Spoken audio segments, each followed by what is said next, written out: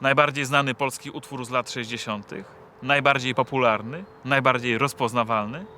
Jeśli muzyka poważna ma swoje przeboje, to Tren ofiarą Hiroshimy jest nim bez wątpienia.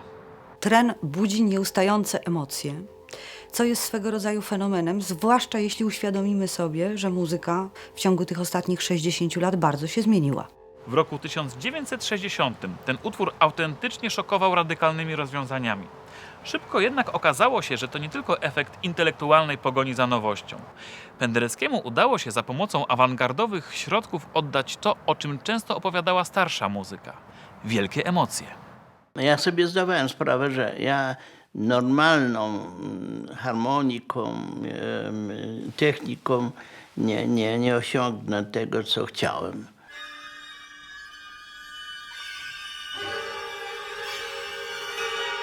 Tren jest obdarzony olbrzymim ładunkiem ekspresyjnym.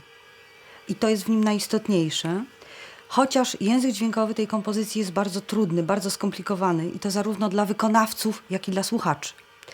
Wykonawcom Penderecki na przykład każe grać na strunach odwrotną stroną smyczka, drzewcem. Każe pukać w instrumenty, wydobywać z nich różne bardzo brzydkie nawet czasem dźwięki. Słuchacz jest atakowany ze wszystkich stron różnego rodzaju brutalnymi klasterami i glissandami. A jednak mimo tego utwór jest prawdziwie fascynujący.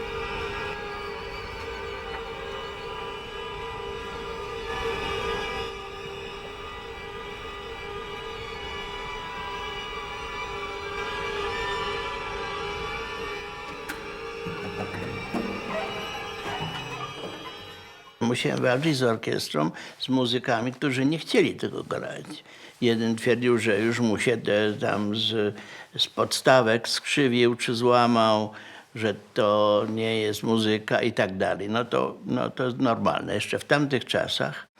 No ale ja się uparłem i postanowiłem właśnie jeszcze dołożyć różnych innych. Warstwa dźwiękowa trenu jest doskonałą pożywką dla wyobraźni słuchacza. No mamy choćby w związku z tytułem możliwość wyobrażenia sobie tego kataklizmu atomowego. Ale trzeba od razu powiedzieć, że to nie jest jedyna możliwa sfera odniesień dla tego utworu, bo jego pierwotny tytuł to było po prostu 8 minut 37 sekund i ten tytuł miał związek wyłącznie z zakładanym czasem trwania. W związku z tym równie dobrze możemy sobie wyobrażać inne rzeczy, jak choćby rój brzęczących owadów. Siłą muzyki jest jej wieloznaczność i dlatego paradoksalnie nie ma tu sprzeczności.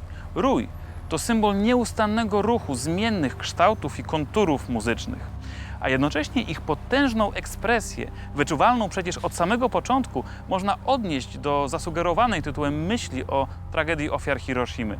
Między tymi dwoma punktami rozpościera się cały fenomen kulturowy i muzyczny arcydzieła Krzysztofa Pendereckiego.